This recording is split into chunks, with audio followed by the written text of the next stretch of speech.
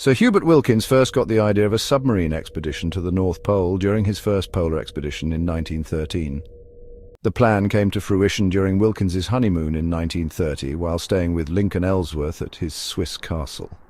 Both men had crossed the North Pole before, Wilkins by airplane and Ellsworth by airship, and saw the submarine as a means of safely reaching the Arctic. Wilkins envisioned submarines establishing weather stations and transporting cargo between Europe and the United States. In 1931, Sir Hubert began to assemble his scientific research mission to the North Pole. Using a modified O-class submarine, the goals were to conduct scientific experiments and navigate to the North Pole while submerged. The experiments ranged from meteorological observations to temperature and water samples. The submarine leased was the O-12, built in 1916 and modified at the Mathis shipyard in Camden, New Jersey. The boat was stripped of her military armament and fitted with the latest scientific equipment. With modifications complete, the submarine cast off from Mathis shipyard on March 16th. Even before leaving the Delaware River, the sub was delayed by a snowstorm. The O-12 had to stop at the Texas Oil Company wharf at Marcus Hook to take on fuel. On March 23rd, the O-12 arrived at the Brooklyn Navy Yard. While entering New York Harbor, the crew suffered the first in a series of accidents when Willard thus Grimmer fell overboard and drowned. The next day, Lady Suzanne Bennett Wilkins christened the submarine Nautilus using a bottle of ice water. Among the spectators was Jean-Jules Verne, grandson of the author of 20,000 Leagues Under the Sea.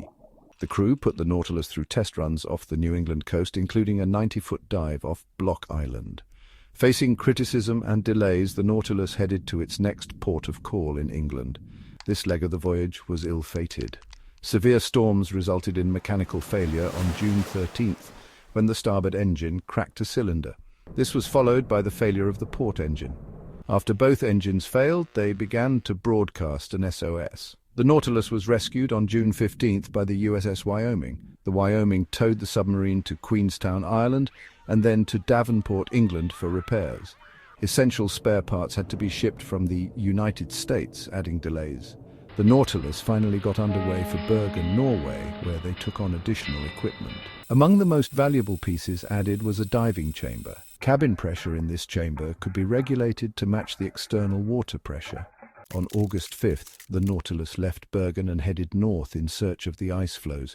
The voyage was repeatedly delayed due to mechanical problems and storms. The crew encountered their first ice floe on August 19th.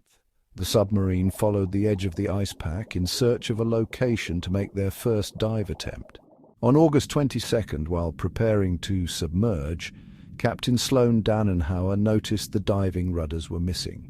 Diver Frank Crilly confirmed the rudders were intentionally broken off. Wilkins suspected sabotage by one or more crew members. The vertical rudder was not damaged, suggesting an ice impact would have carried both rudders away.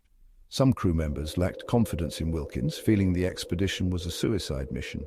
Despite setbacks, Wilkins was determined to accomplish some scientific experiments. On August 31st, the Nautilus was able to dive beneath a floe 3 feet thick.